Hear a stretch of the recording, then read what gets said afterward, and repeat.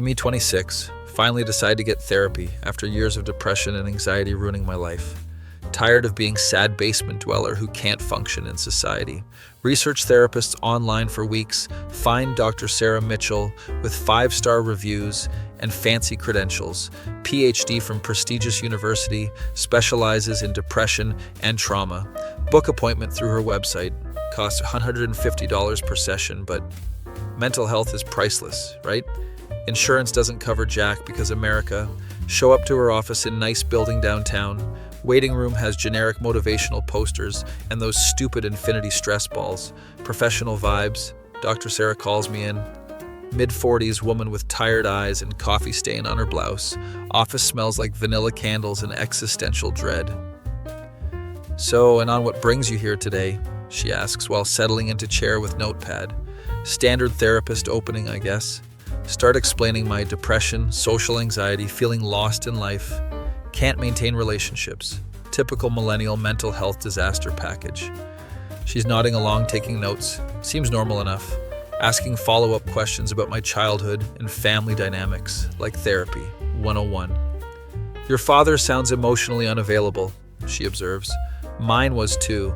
Left when I was 12 for his secretary. Classic midlife crisis bullshit. Wait, what? Did my therapist just share personal trauma during my session? Thought this was supposed to be about me, not her daddy issues. Anyway, sorry about that. Let's focus on you, she says quickly. Tell me about your relationship patterns. Explain how I sabotage every relationship because I'm afraid of abandonment. Classic anxious attachment style. She starts tearing up. That's so sad. And I do the same thing. Just went through horrible divorce because I couldn't trust my husband. Caught him texting his ex. My face when my therapist is crying during my therapy session. This is not what I signed up for when I decided to get professional help. Hand her tissues from the box on her desk. Are you okay, Dr. Sarah? She blows nose loudly and apologizes for being unprofessional. It's just been really hard lately. My ex-husband moved in with his girlfriend last week, and they got a dog together. A golden retriever. We always talked about getting golden retriever, but he said we couldn't afford it. Apparently he can afford it for her, though. Ma'am, this is supposed to be my session. Why am I hearing about your ex-husband's new dog and relationship timeline? Sorry, Anon. Your situation just reminds me so much of my own struggles. We have similar abandonment wounds. Similar abandonment wounds, sure, but I'm paying you to fix mine. Not bond over mutual trauma, like we're in group therapy. Second session week later, walk in and she immediately starts venting. Anon, you won't believe what happened. My ex tried to take half my retirement fund.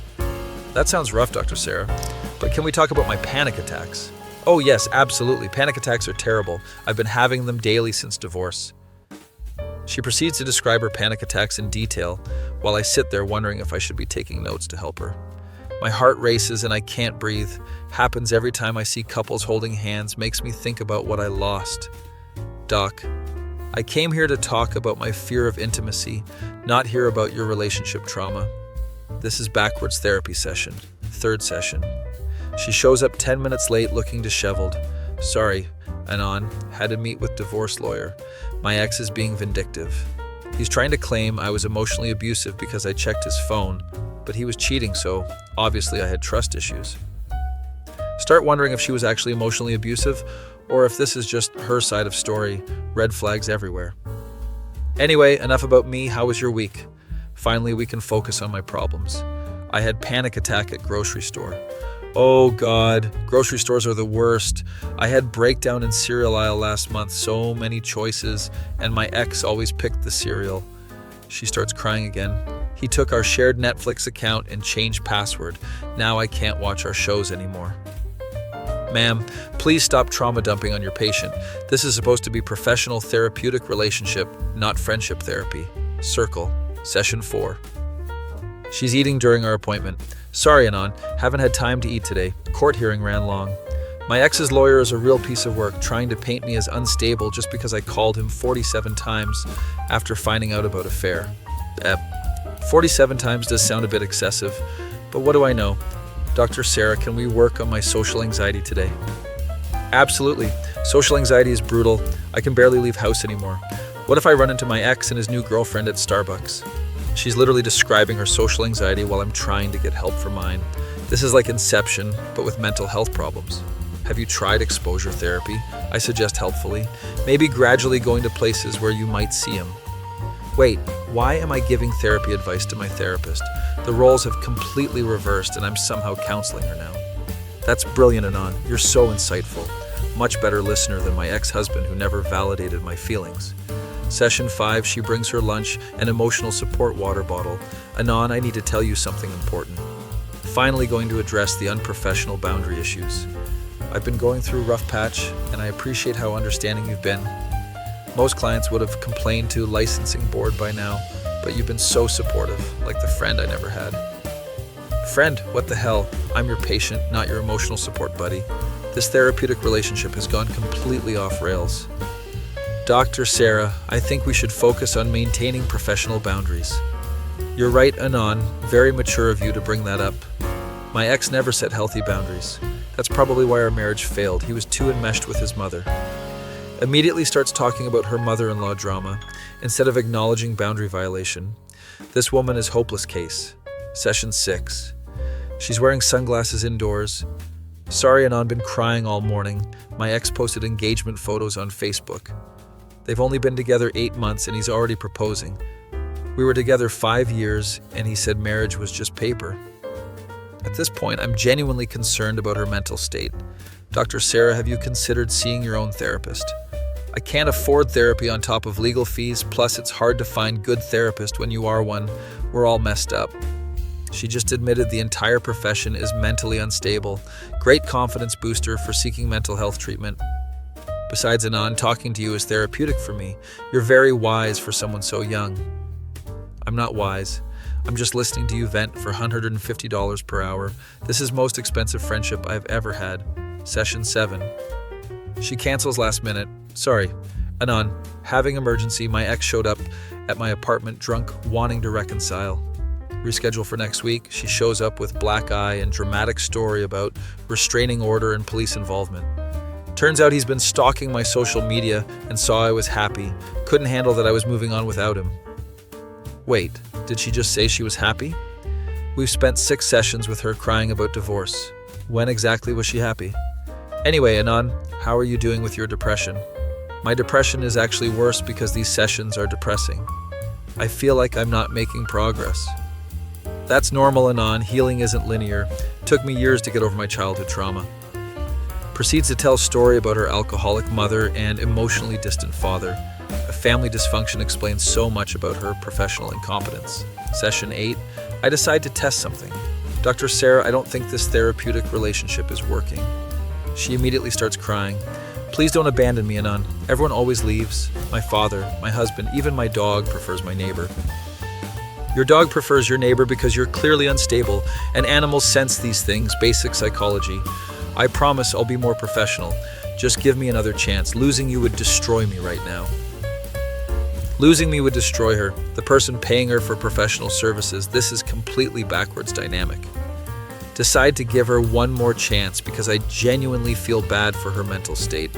Plus, I already paid for a month of sessions. Session 9, she shows up with new haircut and outfit. Anon, I joined dating app, decided to put myself out there again. Great character development. Maybe she's finally moving forward. My first match wants to meet for coffee. What should I wear? Why is my therapist asking me for dating advice? I came here because I can't figure out my own dating life. Dr. Sarah, maybe we should focus on my issues today. You're absolutely right. Very good boundary setting. Wish I could do that. My ex never respected my boundaries. Probably why I struggle with them now. What boundaries do you need to work on? Finally, a therapeutic question. Start talking about saying no to people and not overcommitting myself to others. That's so important, Anon. I overcommit constantly, said yes to coffee date even though I'm not ready. Should I cancel? There she goes again, asking me for advice about her personal life. I'm starting to think she has no actual training. Session 10. She shows up late and flustered. Sorry, Anon, coffee date was disaster. Guy turned out to be my ex-husband's friend. A small world, right? Anyway, he spent whole time asking about my divorce and whether I was crazy, so humiliating. Maybe don't trauma dump on first dates like you do in therapy sessions. Just a thought from your paying customer. Anon, how do you handle dating with mental health issues? Finally, a question about my experience instead of hers. I don't really date much because of social anxiety. That's so wise, Anon. Dating is nightmare when you're emotionally damaged. She's calling us both emotionally damaged. Very professional assessment. Dr. Sarah, really inspiring confidence in recovery process. Maybe we should both take break from dating and focus on healing. We should both take break. Excuse me, ma'am. Session 11. I've reached breaking point. Dr. Sarah, I think I need to find different therapist. She starts hyperventilating. Anand, please don't leave me. You're the only stable relationship I have right now. I'm not in relationship with you. I'm your client. This is professional service, not personal friendship. Everyone always abandons me when I need them most, just like my father, just like my husband. Starts listing every person who has ever left her life, including college roommate who moved out because she was too clingy. Dr. Sarah, this isn't healthy. Therapeutic relationship. You're right, Anand. I've been unprofessional. Please forgive me. It's just been so hard doing this alone. Having someone who listens means everything to me. Someone who listens and pays $150 per session for privilege. You're literally being paid to provide service. Final session, I come prepared with speech about terminating therapeutic relationship. She beats me to it. Anand, I have announcement. I'm taking leave of absence to work on my own mental health. Finally, some self-awareness. My supervisor reviewed my case notes and suggested I get personal therapy before continuing practice. Your supervisor read about you trauma dumping on patients and told you to get help. Probably not great for your career. I want to thank you, Anand. You've taught me so much about boundaries and professional ethics. I taught my therapist about professional ethics by being better therapist than she was. What a backwards world. Here's referral to colleague who is much more stable than me. Dr. Johnson has excellent reputation and actual boundaries. Dr. Johnson better not cry during my sessions or ask me for dating advice, or I'm giving up on therapy entirely. Walk out of her office for last time feeling weirdly accomplished. Somehow helped my therapist more than she helped me. My face. When I realized I accidentally became therapist for my therapist, charged myself $150 per session for privilege. My face when broken. Therapist was exactly what I needed to realize I'm not as messed up as I thought. Sometimes best therapy is realizing other people are more dysfunctional than you, even the professionals. Dr. Sarah. Probably telling her new therapist about patient who abandoned her, just like everyone else in her life. Meanwhile, I'm actually feeling better about myself. Turns out helping others is therapeutic, even when you're paying them. That feel when you solve your abandonment issues by being abandoned by your therapist for being too stable. Plot twist, I was the therapy all along.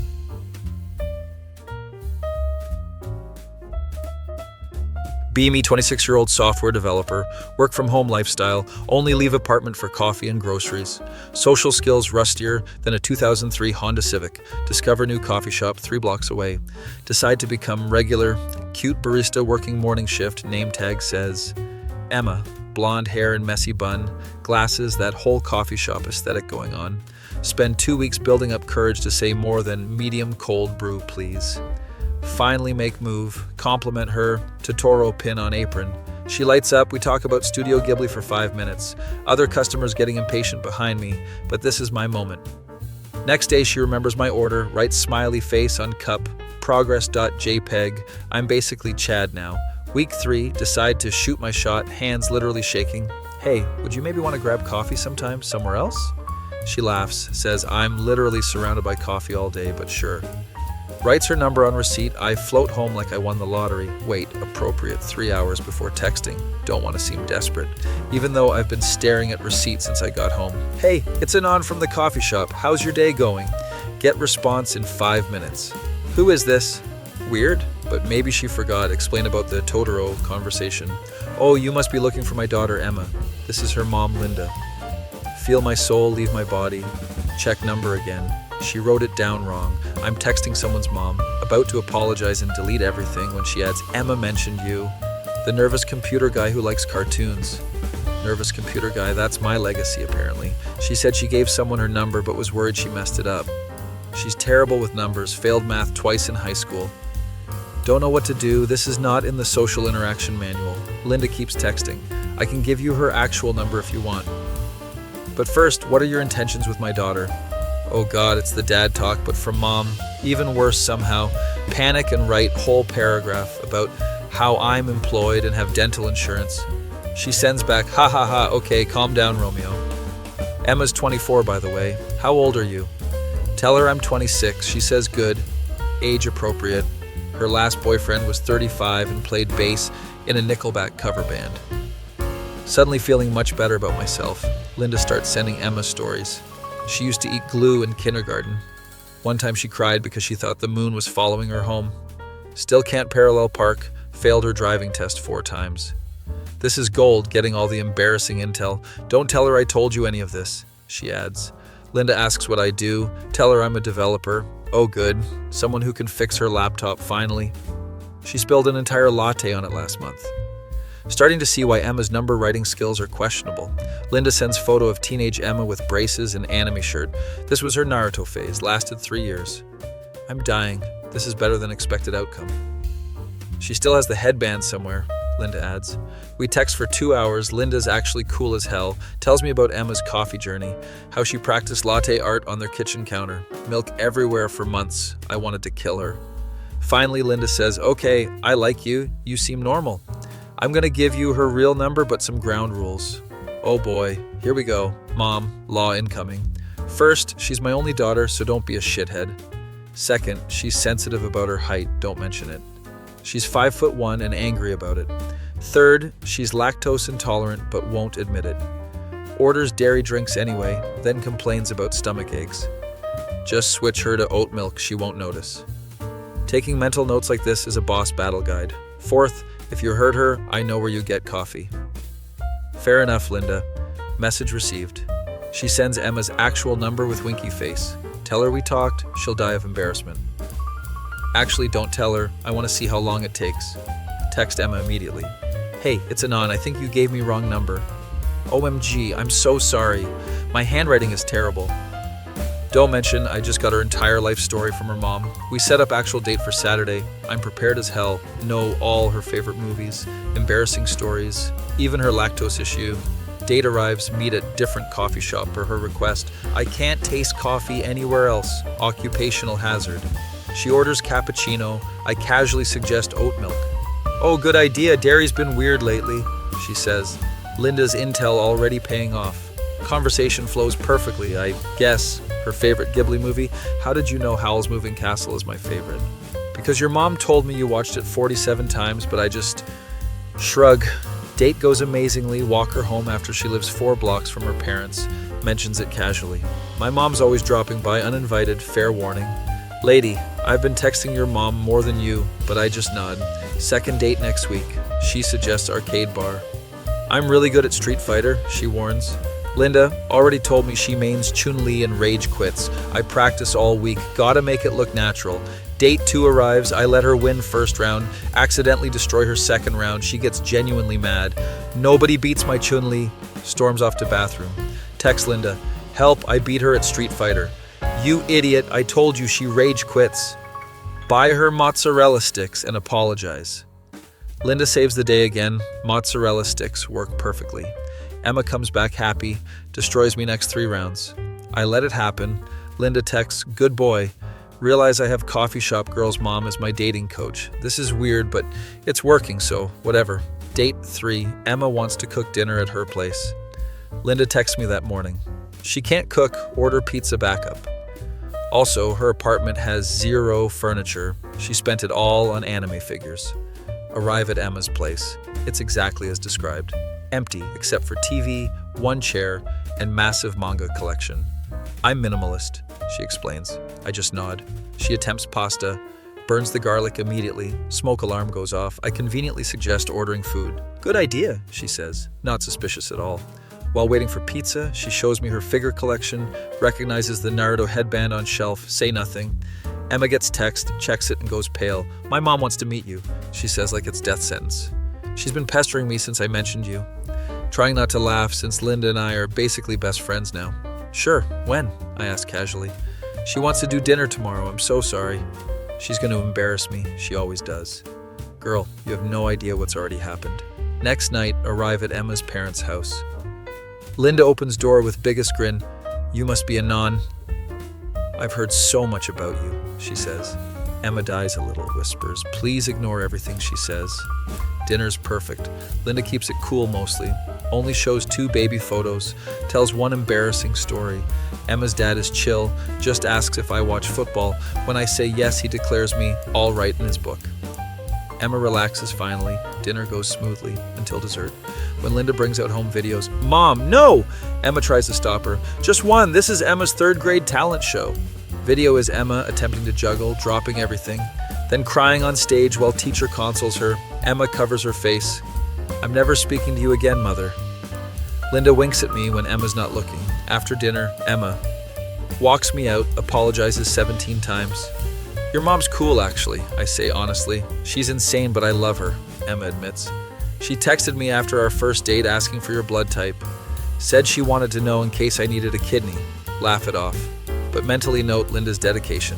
A month later, Emma and I are official. Linda texts me, welcome to the family, kiddo. P.S. Emma's ring size is 6 for future reference. Mom, how do you have his number? I hear from Emma's side. Sometimes the wrong number is the right number. Linda still texts me. Emma, facts randomly. Last week, Emma afraid of butterflies since age 7. One flew in her mouth at zoo. Information I'll never need but appreciate having. Emma still doesn't know about our initial conversation. Linda and I have a pact to take it to the grave. Except she definitely told her book club and her sister and probably the mailman. But Emma doesn't need to know that. Anyway, thanks for coming to my TED Talk. Currently planning 3rd month anniversary. Linda already sent me gift suggestions, dating a girl and her mom. Apparently wouldn't have it any other way though. That feel when you get 2 for 1 special later virgins.